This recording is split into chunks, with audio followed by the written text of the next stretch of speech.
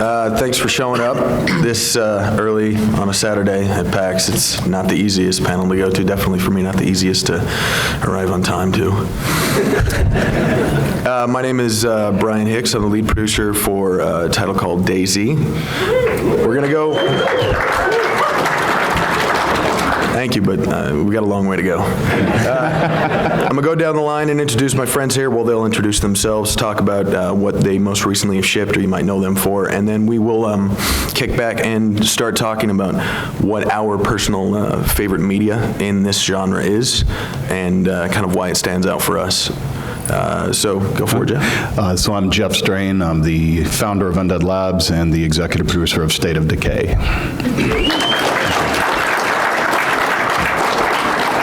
And I'm Brian Fargo. I was the founder of Interplay and the founder of inXile, and we just recently shipped Wasteland 2.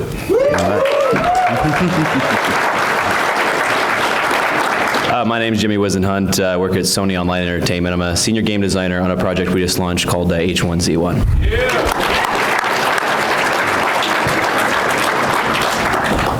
I have no idea how I managed to get this many awesome developers on one panel, but it made my show, and I hope you guys enjoy hearing about our personal favorites of this genre. For me, this might make me seem a little bit younger, but I'm okay with that. What stood out for me in the post-apocalyptic genre, what really, I don't know, it's my touchstone for my experience, would have to be Resident Evil 2. I remember, I think that title came out when I was in high school, and I spent a good amount of time, I think it was the first PlayStation title that I actually really got into. I spent a lot of late nights when I should be studying for school, playing it all night until the sun came up. It was the first game that my mother actually had to approach me and say, Brian, we're worried that you're spending a lot of time with these video games. You should be focusing on your studies. This is not going to get you anywhere. For that specific title, and I think this will resonate with exactly how I view the appeal of the genre. It wasn't as transparent to me at the time as I was a teenager, but I think the appeal for this game is that it was a very familiar setting. Raccoon City looked just like my hometown. It was not too small, not too large, could be set anywhere in the States. And it put me not only in a position to view myself as almost reinventing who I was in a familiar setting, but put me in an authority role as Leon, as a police officer. And as I went through this game, I mean, nowadays, I look back at it and I'm like, wow, how did I play this so much? I must have done like 10 playthroughs before I put that game down. It wasn't necessarily the narrative of the game as much as it was that world felt real to me because it was a fictional setting, yes, but like I said before, Raccoon City was familiar. Everything made sense to me, and I suppose you could compare it to that experience to other games outside of the post-apocalyptic genre, where be it Halo or Gears of War, stuff like that. I have a hard time personally connecting with that world because it's not that familiar.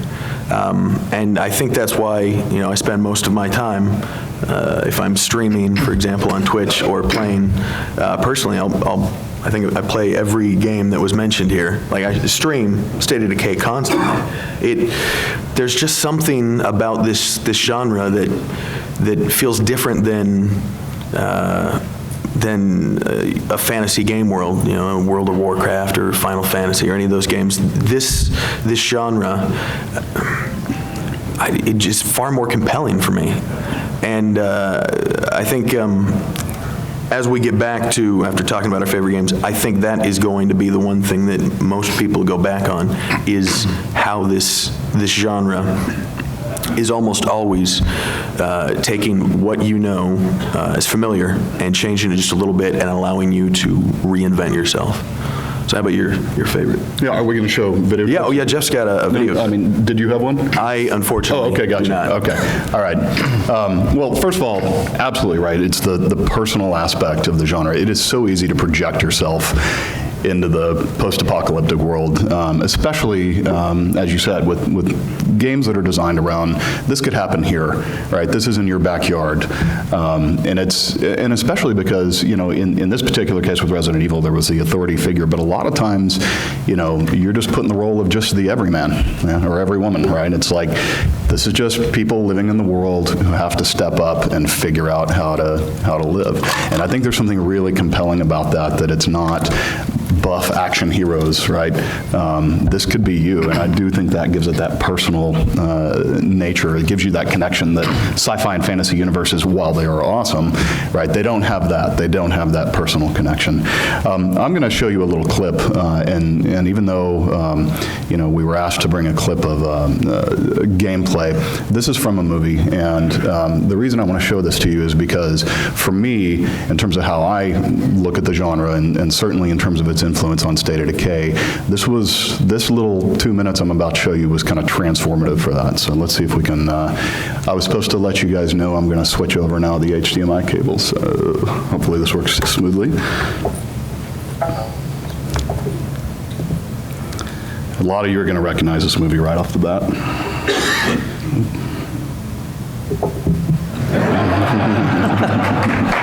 Okay, this is an awesome scene. Here we go. Bug now, Petunia.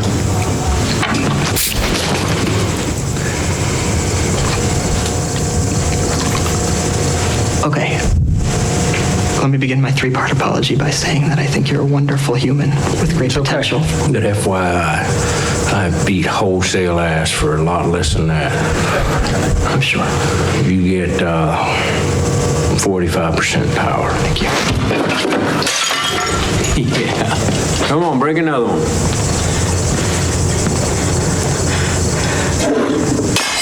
Nice.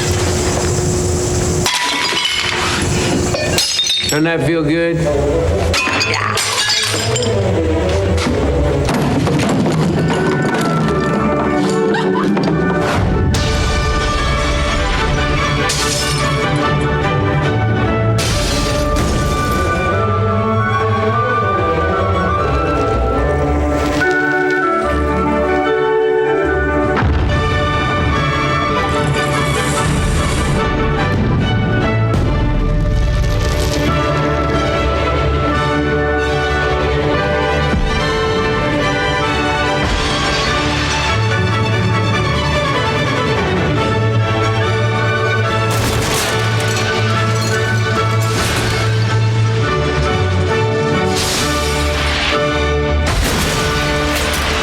Sometimes Tallahassee's right. You gotta enjoy the little things, even if that means destroying a whole lot of little things. Yeah. All right. So the thing I love about this is, we look at the post-apocalyptic genre, and often we associate it with horror, for good reason. Zombies are pretty horrific, and, cometary implosions are pretty horrific, and anything else you can imagine that destroys society. Obviously, that's a bad thing, right? But deep down in our hearts, many of us think that maybe the apocalypse wouldn't be all bad, right? There's a freedom from the rules being gone. You don't have to study for that final. You don't have to deal with that, Delta Bravo boss that you have, right? You don't have to get up at 6:30. I think there's not a playfulness, but so much of a joy to just not having to deal with SHIT anymore, right? I mean, it's just like, and I think this really captured that, right? I love this movie for a lot of reasons. I thought it brought new things to the genre that really got to the core of why people relate to it. It is that personal nature. It's a road trip movie. It's a buddy movie, and it really focuses on the relationships of people, trying to survive the apocalypse. But this scene to me was the one that I really came away with thinking, the apocalypse is not all bad, right? You get to do anything, you get to go anywhere, you get to be whoever you want to be, and you just don't have to care, right? You got to survive, but smashing stuff and being able to live that life of just total hedonism, that's kind of cool. So for me, making games in this genre, I always want to try to capture an element of that. So hand it over to Brian from here. Okay, you want to plug me back in? Yeah, we're switching HDMI cables. Well, I guess for me, And perhaps, well, I've always been fascinated by this genre, even as a child, so perhaps a psychologist should analyze me and tell me why I like it so much. But, you know, it goes back to films like The Omega Man. Planet of the Apes was just a huge influence on me. I'll never forget that last scene, and there would be a I remember there was a Planet of the Apes marathon where I went to a theater and watched all 5 at one time, and, you know, or there was Invasion of the Body Snatchers, or A Boy and His Dog, or even The Terminator, and they all took sort of these wildly different approaches as to what brought the end of mankind. And from a dramatic perspective, you know, what's more dramatic than the death of man? You know, and we've historically had places along our history where we have come close to extinction. And of course, we look at things happening in the news all the time, and we wonder what might just do it. You know, I was reading about the the Toba supervolcano supposedly took, which was 70,000 years ago, not that long in the history of mankind, brought us down to under 20,000 people. That's not a lot. We were right about as many chimpanzees running around about that same time. So I find that that's fascinating. You know, my comics that I read, it was Commandy, The Last Boy on Earth, and Heavy Metal Magazine, big influences. And then books, Canticle for Leibowitz. And there's a great book I read called Swan Song by Robert McCammon, probably one of my favorite post-apocalyptic books, somewhat derivative of The Stand, but it's just so well written and well done from a personal perspective. And that's always, you know, it's the personalities of trying to survive in this harsh landscape that's drawn me towards it. And then The Road Warrior was the thing that really, for me, made me major fanboy and really kind of set my interest on this. Because, you know, we had done Bard's Tale for Electronic Arts at the time, and they asked us what we wanted to do next, and it was right away I wanted to do something along the lines of post-apocalyptic, which was, you know, around the Road Warrior. But what I liked about it, a lot of the same things you were just speaking about, is we could identify with things. We understood what lockpick or what an Uzi could do and that sort of thing. They were items that we understood, and so it was a matter of taking the real world and mixing it with that. So he asked me to put together a couple of clips, and so one is from one of our products, but I didn't make the scene, so I feel like I can put it in there because it speaks to a couple elements, and then you'll see one of my favorite film scenes. So let's roll with that. Let's hopefully roll with that. You were pointing at me there. I was like, well, Look at me. All right, let's.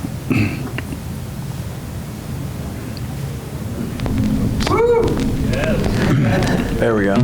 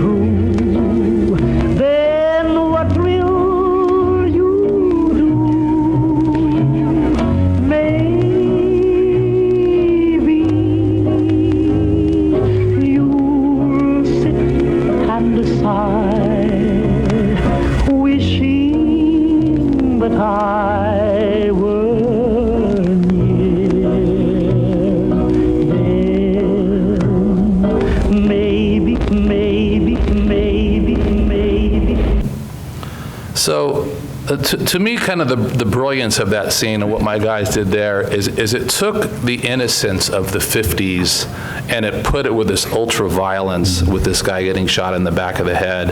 And, you know, mood and immersion to me is everything. And I think that as I hopefully get better at what I do, I really focus a lot of my effort on how to set the mood of a game. And I think this Fallout did it perfectly and in spades, and the way that it uses that old Ink Spots music to do it, and again with the juxtaposition of the hyper-violence versus the innocence, I think it really nailed that. As an aside, as an interesting story, Fallout, we were originally going to license, work with Steve Jackson Games with the GURPS license, and he saw that opening scene, and he said that, that he didn't like it. It was too violent. And I said, boy, you ain't seen nothing yet, So that's very much why we ended up not using the GURPS license, because, I respect, where he was from a creative perspective, but I know for us, I knew exactly where we were going to go with this genre. And so let me show you the next scene, which absolutely one of my favorite film scenes of all time for post-apocalyptic. That was the next.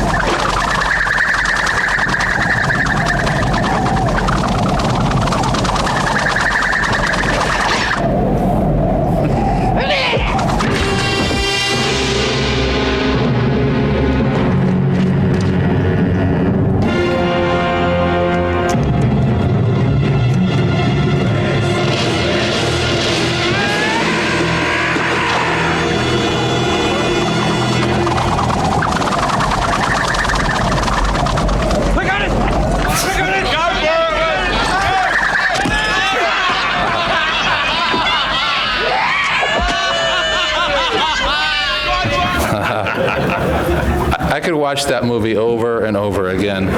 And you have. And I have. Yeah, indeed. But it's great. First you have Wes, who's this badass, but then he's got a gay lover, and then there's another guy who's more badass than him, and then it goes from this super violent scene to everybody laughing at the guy whose fingers get chopped up. It's the multitude of emotions that are all going on in that scene is what really sells it for me. And just kind of a funny story about this is that at one point Universal MCA had bought half my company, so I was like their go-to guy for video games for a while. So at one point they said, hey, we're going up to this event up in Whistler. Would you like to fly up? We're going to be with George Miller. I said, hell yes, right? Now, of course, sometimes I'm afraid to meet some of my heroes because if they're assholes, it's going to ruin every film I've ever seen or would ever want to watch from them again. And so I thought, I'm going to do it, right? And so I said, okay, I'm going to go on. And one of the other guys from Universal, who was one of the directors there, I said, aren't you going to come with us? He says, no, I'm not getting on that plane. I said, why not? He says, because if that plane goes down, my obituary will be George Miller, Brian blah, blah, an unnamed executive goes down in plane. So he didn't want to be the unnamed executive, so he skipped out of that, which I thought was a hilarious, reason to do so. And so I got to spend hours with George Miller, just talking, and the nicest guy, just telling jokes, doing tricks, all sorts of stuff. And I was actually very close to doing a deal based upon the Road Warrior. We sort of came to an agreement several times over history for me to make a Road Warrior game, but just the timing, and then this was years ago, Fury Road got announced, and then one of the big publishers stepped in and was going to put up like $20 million, and he's like, well, I like you, Brian, but not that much, So, I actually came very close to that, but, so I had an interesting conversation with him, which is I said, I'm so confused, though, on the third film. I said, you got the guy in the ornithopter, and it's like, how was it that if it was a sequel, then Max would have known him in the first one, or vice versa. He would have known him in one of the two films, and used the same actor, a guy in a helicopter. I just don't understand. He says, yeah, I really didn't think about that. So it always confused me. Anyway, so that a little bit of my kind of history of post-apocalyptic, and I think in many ways, even the worlds that we do on the medieval side are similar in the fact that they are very brutal, harsh worlds with not a lot of laws, and we all think about, how would we survive? And of course, if there was some kind of disaster that caused mankind to be greatly reduced in numbers, we all can't help but think we'll be one of the survivors. So I think that's a lot of the driving force too. So with that, I'll pass it on. Sure. So I think my first experience that really stood out to me was the original Resident Evil. I won't touch on it much, but I just remember it came out on my good friend's, my neighbor's birthday, and it actually had the date. I mean, I was pretty young, but it popped up on there, and it had the date and the zombie apocalypse, and everything was falling apart, and we just freaked out. I mean, like, it scared the hell out of us. We've been obsessed with these movies and books, and but the one that really got me, that Resident Evil 1 set a mood and idea, and I always looked for that. Resident Evil 2 was great, but the one game that really changed the way I looked at post-apocalyptic games was Stalker. Like, that game gave me so much freedom, and like, that was what I've been looking for so long, is this whole idea of that we have freedom, but it hadn't really existed in games that I'd played until that I'd been involved in until I had a chance to play Stalker. And just this world where I never beat it. Like, I don't know how many hours I put in that game. I just kept roaming around in fields full of massive tall grass, running into anomalies that were invisible. I didn't even know there was a thing in the game. And, you just find a manhole in the ground and a ladder. And it just blew my mind that I could play this game for 10, 15, 20 hours and not even see a quarter of it.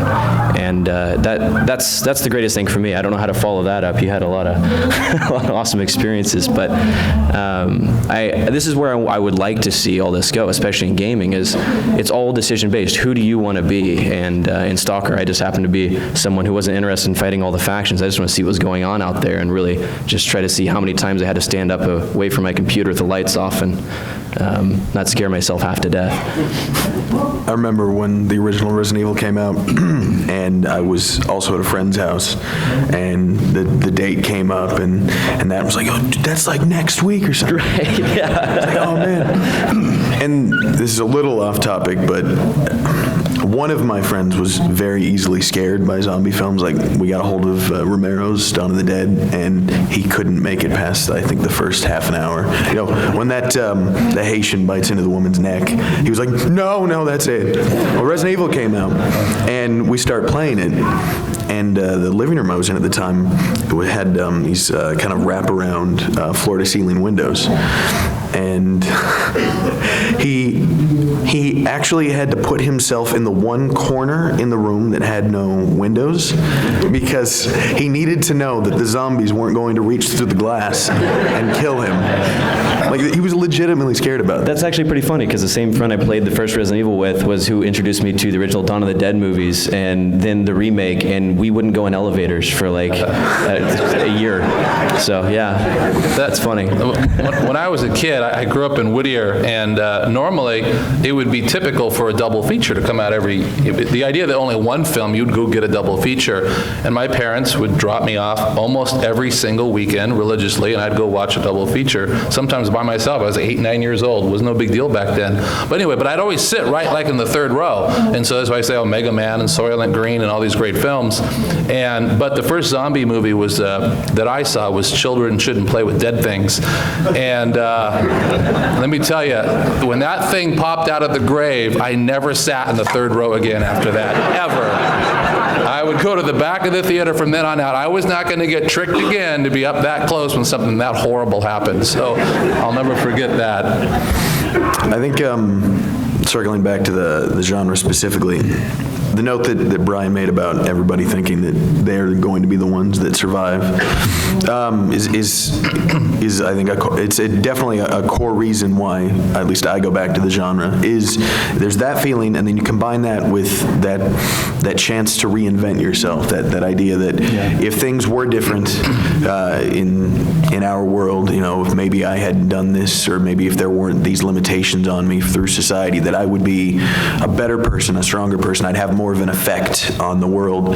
And the genre specifically allows you to kind of play out that fantasy, that take away, the trappings of society, be it law or civility, that I would be the hero, or I would be in charge, I would change the world, I would have an effect on everyone. It's essentially like the feeling that I get playing Wasteland 2 is I'll wander around the Wasteland, and it's up to me, really. I'm sure, I got Vargas getting a hold of me on the radio, but my decisions are my own, and I can make or break, the town that I run into that's in trouble, or I can choose to kill everyone in the canyon. It's up to me, and I have that. I know these areas and I understand this society, but I can be the villain, or I can be the hero, and it puts you in that spot to reinvent yourself. Really, you can project yourself onto who you are in the game. Yeah, I'm just curious, if the zombie apocalypse broke out next week, how many of you would survive? Raise your hand if you'd survive, if you think you'd survive. I mean, really, if you think you'd survive it, raise your hand. Okay. That's actually not as many as I thought. No, but it's a good point that, and this again, I think is why the personal setting and the characters that are not buff action heroes is so resonant, is because we do project ourselves into that. And, I know that one of the fondest memories I have for zombie movies in particular is seeing it with friends or family, and then literally for the next 2 days afterwards, it kind of dominated conversation. What would you do? What would you do? Well, everybody has their kind of personal pet survival theory, right?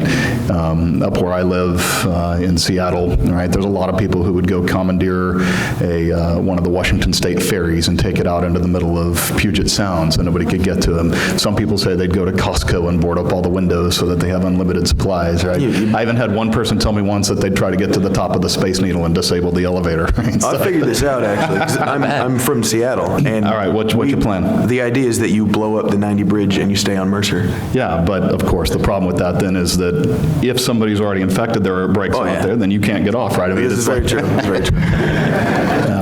But I think that's what's fun to me is, sitting around with friends and talking about your survival plan. There is something visceral about that experience, and all of these games, in their own way, kind of capture a slice of being able to do that, and I think that's what makes them so fun. Definitely. One of the things that recently I had picked up, because I tend to play a lot of titles in the post-apocalyptic genre, just to kind of pull inspiration for whatever we happen to do next. Scope of competition. Exactly. There's something about it ties into that planning with your friends, where whether you're going through a town, like for me, I'll roll through in State of Decay. I'll roll through that I can never remember the name of the first large city where the courthouse is. No, Marshall. Yes, Marshall. Roll through Marshall, and before I even know the story that's going on there, it's like I'm hanging out with my friends, kind of planning how I would survive. I see, look at that building. I can board this up. This can be an outpost for me. The police station, for example. This is perfect. It's tall building, strong walls. I'll play it with friends, like sitting next to me, and we'll do exactly that. You see the world that you understand, and you start to make the plans of how you're going to, now that I'm in charge, how things are going to be. I'm going to set up outposts here, and here, and kind of create society as I want it to be in our world. Well, I have that opportunity now in the post-apocalyptic genre, and specifically games like State of Decay or H1Z1 or in some cases DayZ. That's definitely, I think, one of the core things that draw me back to it. Cool. Yeah, actually, one of the other games I've been playing recently is Far Cry, and it's maybe not to the same vein of post-apocalyptic, but that's a really good point. Being able to figure out throughout this massive landscape how you're going to affect it and make every decision matters. You might see two factions decide to kill. Someone you've fallen in love with through this whole story has decided to tell you need to save these people, and someone pulls you aside and says, well, but there's another option. And every time I pick the wrong one, I end up almost crying my way out of the room. But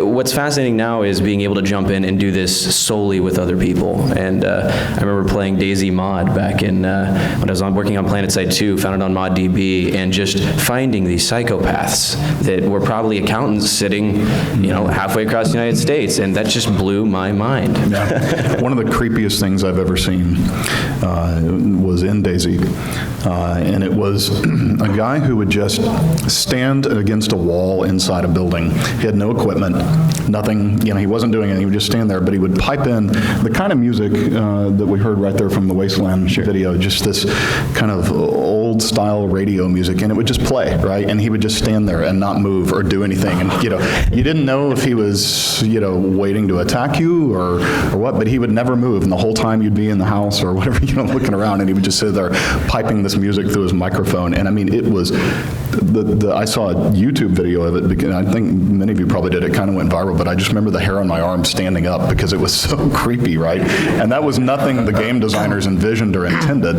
It was just, weird-ass human dynamics at play. I think the open world stuff is fascinating that you guys are doing, because I typically do more narrative structure type games and we build these sort of ethical dilemmas in.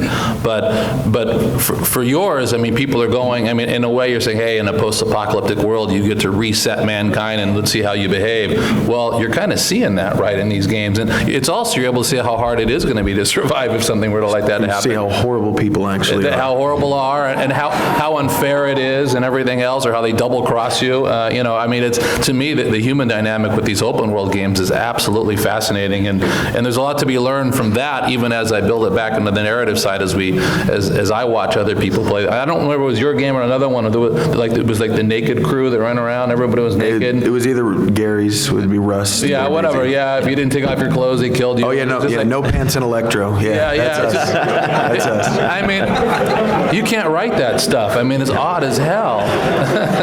Yeah. Now that I think of it, experiences I've had, whether the game mechanics actually support it or not. For example, during H1Z1's launch, when I'm running around, and I'll admit, just a little caveat here, I do tell people I'm not a bandit, but Jimmy, my one-player interaction, I just stabbed a guy in the face.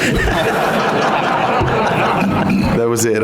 I kind of feel sorry, but he didn't have a mic. No mic. No, mic. if you don't have a mic, you're done. I need to know you're a human being and at least some use. So, talk to us. But running around in H1Z1 and or other title shit, we're running around in DayZ mod when I first got a hold of it.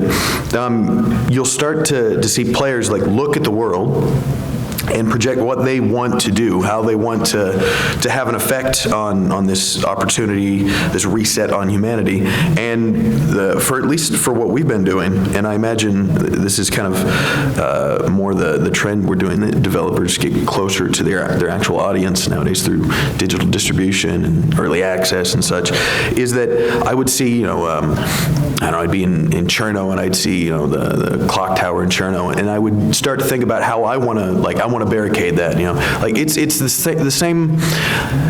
same impetus I got when I started playing Ultima Online, and I heard you could have your own house. You see something in the world that you're like, this is where I'm going to make my mark, and specifically for titles, the post-apocalyptic genre, I'll wander around Cherno, or I'll wander around H1Z1, and I'll see a building or something that I like, and I'm like, I can imagine how awesome that would be as my base. I'm sure we've all done it in games like that. You see something that looks cool and you go, well, that's where I'm gonna set up my base, or that's where I'm gonna build my house.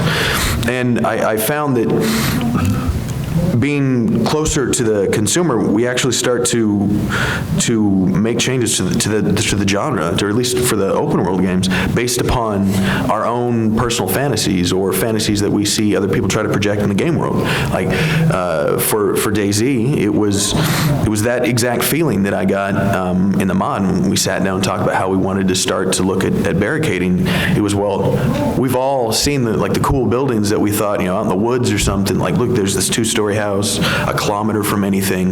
That's where we want to set up our base. Well, how can we give people as much control over the world so that they can actually project themselves and reset society and build their own world out there? And it was, for us, it was locking doors and eventually boarding up windows and so on and so forth, kind of like from State of Decay when you start to build an outpost.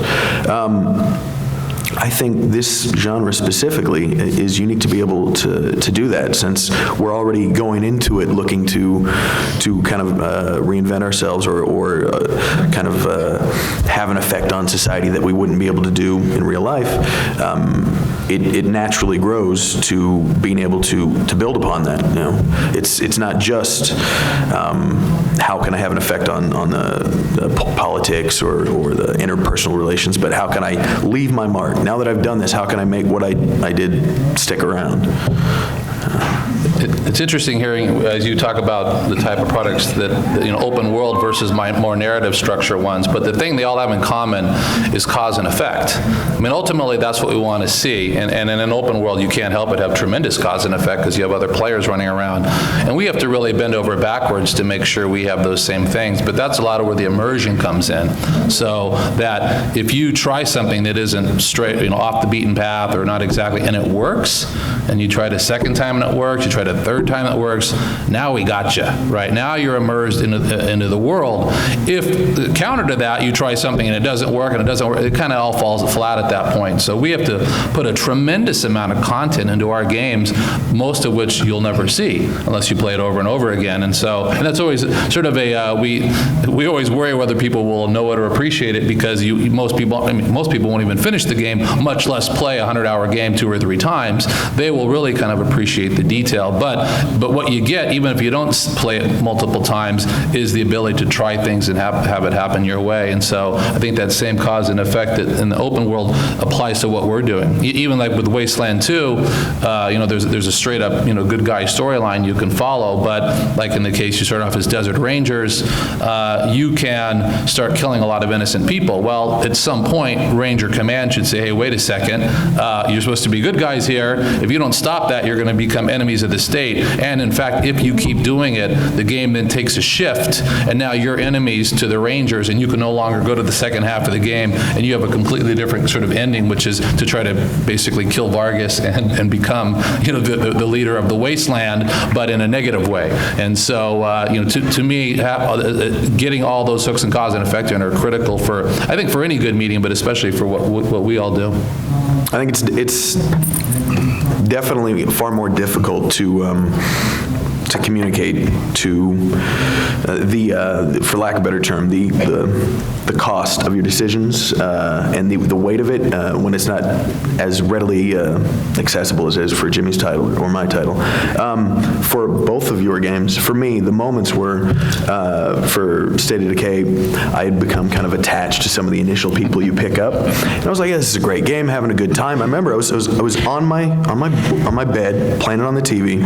I think the girlfriend came in, was talking, I got distracted, and I got pinned in a house, and they just started swarming the house, and I was like, I'm gonna get out of this, I'm shoving, and then my character gets literally ripped in half, and I was, at that moment, I was like, holy shit, they're not playing around. and I had the same feeling when I was doing a playthrough of Wasteland 2, and I was attached to Angela, because she was like my go-to, like she starts out fairly high up, so that's my killer, And I had not really taken care of her health versus the others, because they're weaker. And she got wrecked by this guy with some kind of machine gun. He just opens up on her, and her head pops off, and she drops. And I'm just like, holy shit! Like, how does the game play out now? Like, she's a core character. What do I do? And like both of those situations, it made me completely change how I approached the game from that point forward. It was like, all right, I can't just jump in this and have a good time and willy-nilly no cost. It was, you have to be careful because the game is going to let you realize the negative impact of your decisions. Yeah, there has to be consequences in any post-apocalyptic game. You can't respawn and try again, right? You have to believe that your decisions matter, your actions matter. We actually, there was and still is to this day, people post on YouTube, the death of Marcus. You start the game playing as this character Marcus, and it looks like any other kind of third-person action-adventure game. And eventually, your Marcus will get killed, right? You can let your attention stray, or you get sloppy, or you let him stay out a little bit too long and he's tired and he gets killed. And what was interesting is, permadeath is such a no-no in terms of just all the basic design beliefs we've had in this industry for the past 30 years. And it was hugely scary to release a game like that with permadeath. The question we were asking ourselves constantly was, are people going to rage quit? Because that's what you do, right? I mean, you've invested in this character for 4 hours, 10 hours, who knows, and dies, and are people going to rage quit? And what's interesting, and I think this is very unique to the genre, I think this is the way players engage with post-apocalyptic games, but we were asking the wrong question. Yes, people did rage quit. They absolutely rage quit. But then they came back, right? That was the question we should have been asking is, are people going to get pissed off and leave the game and then come back and keep playing? And fortunately they did. But I think once you get over that shock of like consequences matter, decisions matter, I really think that's what makes it hugely compelling. I mean, that's certainly something in DayZ that was one of the kind of pivotal aspects of that game from the very beginning. Is Definitely. That, you know, the permadeath is it's part of the bargain, man. You know. And Yeah, I was talking with Brian about this last night, actually. Now that I think about it, I think all of our games effectively roll out with the, you know, we'll let you screw up, permadeath, it's there. Like, sure, in some cases on the narrative ones, if you're really sensitive, you can reload, but for, like, the game will continue past. It doesn't stop. It doesn't go, you know, sorry, you know, Angel is dead or It's something. designed around permadeath, right? I mean, it was designed around the notion that some of these characters are going to die, and it was able to handle that. But like you were saying, that rage quit feeling, that emotion, sure, it's scary as hell, probably scarier to the publisher seeing people walk away from your game, go, no, they need to stay in your game. But the point I made last night, and I think it really rings true for all of our games, is the value is the emotion from that, like how angry you get. Like, sure, it can be scary, like, we might lose people, we might alienate some of the audience, but that feeling, that raw emotion you get when you want to throw the controller or throw the keyboard, don't want to deal with it, you walk away for like a week, it makes, the lows make the highs so much more powerful. Like, when I managed to, after getting stuck in an area in Wasteland, you know, and I come back to it after a week, after just being so fed up with how hard it is, and I make it through, it's like, holy shit, like the whole world is just opened up in front of me, like I did it. And you can't, I feel like you can't have success like that. You can't have raw emotion in your players unless you're willing to take risks like permadeath. Like, sure, it's scary, but you take the gloves off, and games have the ability to elicit so much powerful emotion, and usually if you're going to get that out of your consumers, you have to be willing to take risks to get there. You can't play safe. You can't worry about getting the maximum audience or the maximum amount of time in your game. You have to be willing to say, this will alienate people, but the people that stick with it are going to be passionate about it, and they're going to love the experience because of how it makes them feel. Yeah, I mean, we were actually talking about this just the other day at the office, because we're still very early. I mean, we just launched like a couple weeks ago, but we're watching what people are doing, and we have a couple different rule sets out there just to test, like, what is that limit, because we have some long-form progression in our game where people can go in and they can learn how to craft certain items, and that can take a long time to get that list together, and these hardcore servers will even completely remove that from your character. And we figured, okay, so just all the trolls are going to go there, and they're going to go and they're just going to murder everyone they find and just and leave. What we found happen instead was they go and they, instead of fighting over an airdrop that comes into the world or everything else, they sit there and they're like, would you like the arrows? Like, you know, like none of them are wanting to die, so they're sitting there staring at it. We're like, how do we push them to maybe kill each other a little bit more? Because like that, but what we have found on top of that though is there is more of a banding together and just factions that start happening against these bandits. There's the lone wolves like me who will roll around and try to get the trust of these guys, and if it starts feeling a little weird, I might go crazy. And they get a little mad. We even let them talk to people around them when they die for a little while, so trust me, they get very mad. There was some concern, both from our community and from the designers, about a hardcore mode that I wanted to roll out support for in DayZ, which is completely optional. Like, it won't be pushed to the main game. It'll be kind of a mode that private server operators can select, but it allows you to enter into your server config a time variable for how long people have to wait before they can respawn. So if you're playing on, you run your private shard server and you want to say, well, this is hardcore DayZ, you can only respawn after 12 hours or 4 hours, whatever the case may be. It's something that will allow those private server operators to run, but everybody was everybody was genuinely concerned, like, it's just all the trolls are going to go there and just kill everybody so that nobody can respawn. And I genuinely think that risk, since it's so strong, I don't think that will happen. And I'm genuinely interested to see whether or not I'm wrong if people do it. But I think they might be, because the impact, the weight of what they do is so much stronger that I think it will actually turn out to be really popular, like a first-person only, hardcore, once-a-day respawn. Like, when you meet that friendly stranger in a world like that, you don't want to lose him. Like and you usually do. If he's gone, he's gone. It's very sad. It's very, very sad. Want to do Brian's thing? Yeah. All right, I was going to add one quick thing. What I find interesting about all of this is that, to me, the ultimate variable in playing a game is time spent, right? That when you kind of break away from it all. And it seems like for years, people were getting kind of soft playing these games, and now they're starting to get hard again, because back in the day, I mean, we do our old classic role-playing games, you couldn't save the game anywhere. Got to the point where you could save the game, kicking through a door, you don't like the result, reload.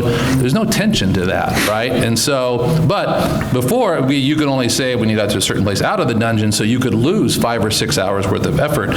You should kind of blame yourself because you probably pushed it too far, but we had to get away from that as time went on because people just wouldn't accept it. But I see things coming full circle now where you look at like Dark Souls and these types of games and same with these, that if you put in and you lose 5 or 6 hours of time into something, it really pisses you off. But it also ups the tension, the dramatic ante of it all, which is what you're talking to. So I find in that way, they have a lot of things in common. Well, that's the key, is in the Dark Souls, in DayZ, H1Z1, Wasteland, any of these games, you need to know why you failed. And that's the biggest thing. As long as you go, well, I shouldn't have said that. I shouldn't have flipped this guy off. I shouldn't have done whatever. Like, you usually know why you die in these games, and it's just, it's what keeps me going anyway. That's why I want to keep going back, is I just won't do that. Next time we'll do better. So, yeah, and it's also, though, the burden is upon us as game designers to ensure that if you do die, or if you do make a mistake, that it's not completely unrecoverable, right? We can't put you in a situation where you lose those 5 hours and you've truly lost everything you've done in those 5 hours and you can't recover at all. And that's, again, using the Wasteland example, is that, characters can die, but the game was specifically designed to account for that and to move on and to make you feel like you may not get the experience you thought you were going to get, but you're still going to get a rewarding experience, right? And I think that's what's key. If you design a game where you can just checkpoint any place you want and restore to that checkpoint, then we can get lazy and put you in situations where, it's unrecoverable if you make a mistake. But if we're not going to design a game that way, if we are going to give you the ability to, or if there are going to be consequences in the game, then we have to make sure that you as a player can recover from that and move on. So it goes both ways, right? Yeah. Speaking of coming back to old, or I wouldn't say old, but don't use that word. tenured or legacy titles. There was something you wanted to talk about, right? Yeah. So, I've gotten a lot of questions about what's next for us, and I think, if you don't know, we've crowdfunded 2 successful titles with Wasteland 2. Our audience really stepped up and helped finance a game that would have never been made without them. And now, of course, we have Torment that we're working on, and now the big question is kind of sort of what's next. And what's great about being in the position of working directly with the audience and not having shareholders or a need to make our fiscal year end, because if I was in a bigger company, I would be cranking to make a Wasteland 3, make my fiscal year end this year, and I don't have to do that, and that's wonderful. And so the question is, what's next? And the title, there was a title that basically really launched Interplay and really put me on the map. And then in a very serendipitous way, it was the same title that launched inXile, and also it's the 30th anniversary, but we're going to bring Bard's Tale 4 back. We're going to do an official Bard's Tale 4. So I'll have more details on that later, but it's a very personal project to me, and it's so much been such a part of my career, and it's one of the most in-demand questions I've gotten asked when after launching Wasteland 2 is, please do another Bard's Tale. And we did kind of a Bard's Tale comedy in 2004. We were in a weird mood, and we had to do a console title, and so we just thought we'd make fun of role-playing games. But this is going to be a proper Bard's Tale sequel, so look for more information on that. But this is the kind of the first day I've really talked about it, so, yeah. We don't have too much time left, but I think there's a mic that we can use for some Q&A. Is it right there? If that's the mic, then just go ahead and line up at the end. Line up at that mic in the middle.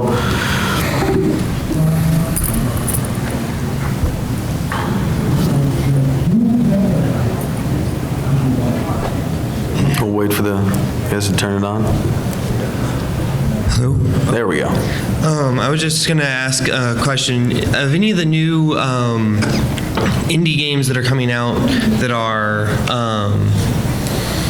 a post-apocalyptic, such as Everybody Went to Rapture and a couple of other big ones, do you have any? Have you seen any of them that are actually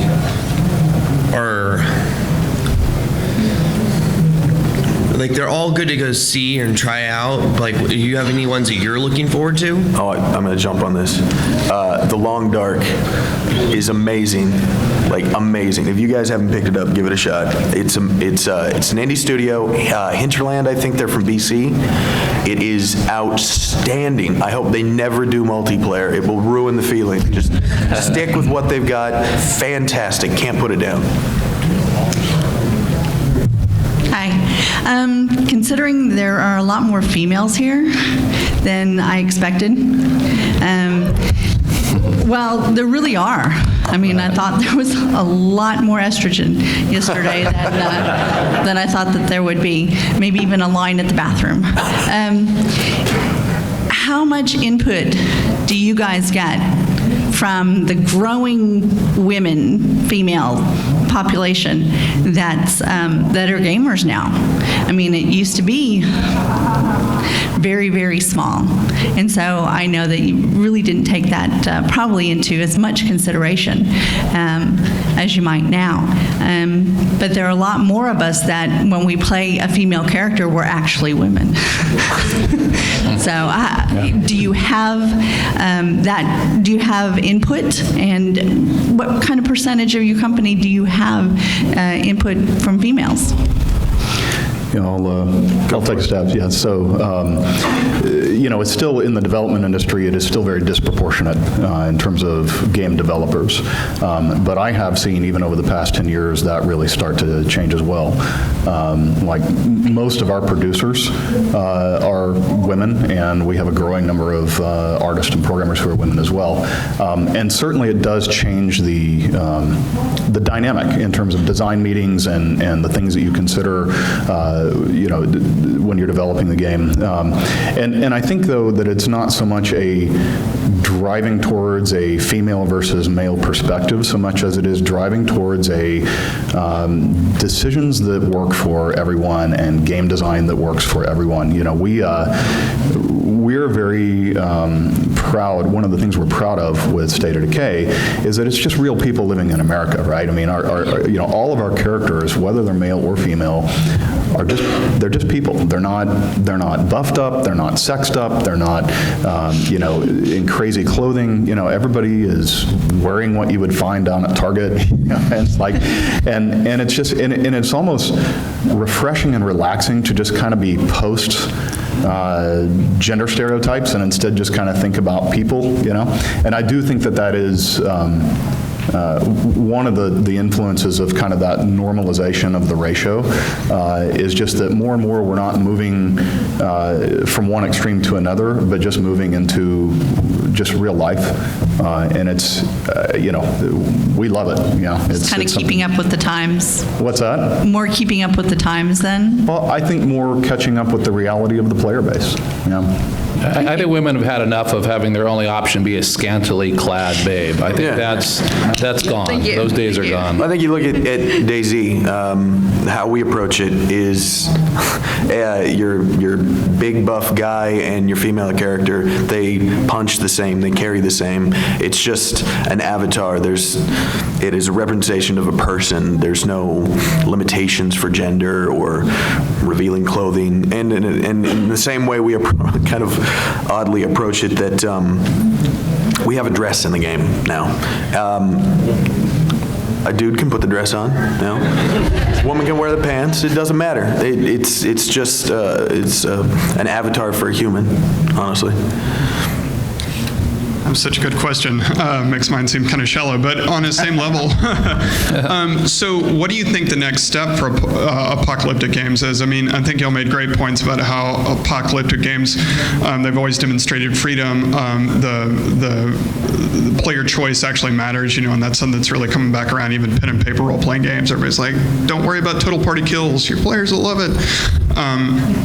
And I guess also associated with that, all of your games are kind of long-form games. Is there a chance, is there any ideas in development for post-apocalyptic games that reach like an FTL type of length, like something that can play beginning to end in an hour? I'm trying to think of... I guess the main question would be, what do you think needs to be added to post-apocalyptic games? Yeah. Have any of you guys played Last Night on Earth, the board game? Oh, yeah. I love that game. Right. So I love that game. And one of the cool things about it is the vignettes, right? Is the game in this particular instantiation is going to be find the gas and get to the pickup and get out, right? Or, survive the night in the old farmhouse, right? Those kind of very specific scenarios and scenes, I would love to be able to make game experiences like that, where it's not kind of an epic struggle for survival and humanity, right? But capturing those little vignette moments of the apocalypse scenario, that's what I think would be really fun. Yeah, I think now that I think about it, the closest experiences I can see that you can kind of bite-sized post-apocalyptic usually do come from board games, honestly. Yeah. Like, there's a studio, I think it's Babaroga. They did for Windows Phone and Windows 8 Zombies, the board game. They did a translation of that onto the Windows Phone and Windows, and it's post-apocalyptic, and it's something that you can kind of sit down and have a quick experience. Like you can play a game in half an hour or an hour. And it would definitely be coming from those kind of experiences because honestly, when you sit down and you play any of our titles, they are long form. They're designed to immerse you in the world so you forget what time it is. Thank you. Thanks for making time to take questions. I was wondering, how much do you think the post-apocalyptic genre was either originated or defined by the Cold War? Oh. Thanks. Well, we should let Mr. Fargo talk. Yes. Anybody at this table want to talk about it? Well, the genre goes back quite a ways. In fact, I think they credit the first post-apocalyptic book in like 1826 by Mary Shelley, who wrote Frankenstein.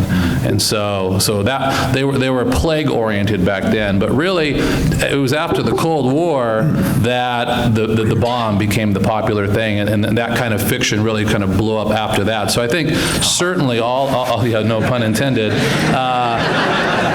that caused a lot of it, because I think that was, even though there was the Justinian plague and the Black Plague, and there's a lot of events and the volcanoes and things that really took its toll on mankind, I think the bomb kind of brought into a modern generation that people would think about, and so it's had a big influence. The zombie thing I find is interesting because, I used to watch Dawn of the Dead and Night of the Living Dead, and then it kind of went dormant for a while, and then bang, it just has come on like I can't believe over this last decade. I think George Romero just must blow his socks off. So, but certainly the Cold War has a big effect on the genre. It in terms of fiction written, it exploded after the Cold War. Yeah, there's even something about the idea of radioactivity that just freaked me out. And like everyone else I know, that's why, once again, Stalker and all these games, it just opens this world that you can't even, everything will catch you off guard. Anything could happen.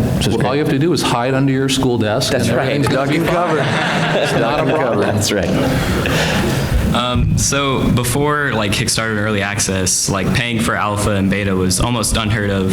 And like it's really the survival horror that's really brought this up with like things like DayZ. What's y'all's take on it? Like, is it pro developer, pro consumer? Like some people see it as even anti-consumer. So what do y'all think about that? Well, I mean, I think, I know actually, Brian had a great panel last, what was that, PAX Prime, talking about early access. East, yeah. Yeah, so PAX East. But I know from my perspective, especially in these open world games where we as designers and developers have no clue what you guys are gonna do. I've been cocky enough to think that I knew, and then I was very gracefully punched in the face by people fitting things in places they shouldn't, and so on.